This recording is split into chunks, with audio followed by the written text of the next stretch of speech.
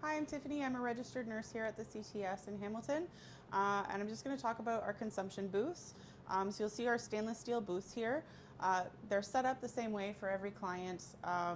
We have a mirror, a light, so that they can visualize their vessels better, a biohazard bin, and then typical harm reduction supplies that are used most often.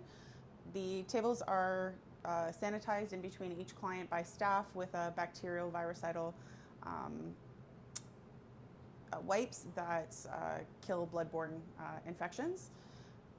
We have a time limit in the interest of flow for the CTS site. So when it's busy and there's like a lineup of people waiting to come in, we'll ask that people spend 20 minutes here consuming, either orally, nasally, or by injection, and then move over to our chill out space where there are chairs in the same space for them to sit down and relax, and we just monitor them closely to ensure that they're not overdosing. We also have in our space, we have 4 booths altogether. You'll see a privacy screen back here, and this is used for clients who sometimes need to expose areas below the belt in order to inject. Oftentimes, once all of the safest vessels are used up, they're collapsed and they can no longer be used for injections. So then people will then move below the belt. They'll look in their lower legs or their thighs.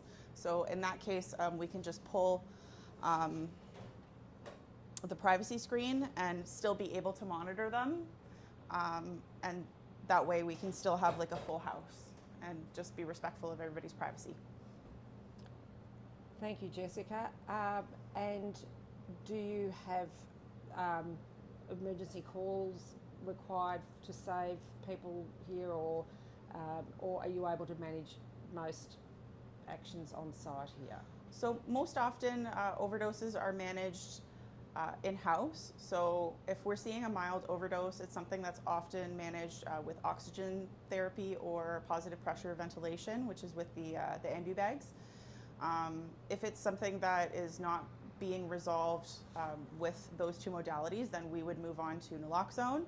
And then our policy here is that once we've naloxone somebody twice, it's automatically a 911 call, because we know that that means that they're going to require extended monitoring because they took more than 1 naloxone to resolve their symptoms of not breathing effectively or enough.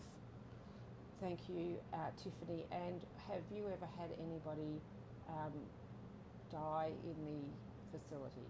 No, we've never had a death here. And how long have you been running the facility? This CTS has been existing for I think 5 or 6 years now. It's been here for 3 years. I think we're in the 4th year now at this site. You're open 7 days a week? Yes. Yeah. And what hours are you open?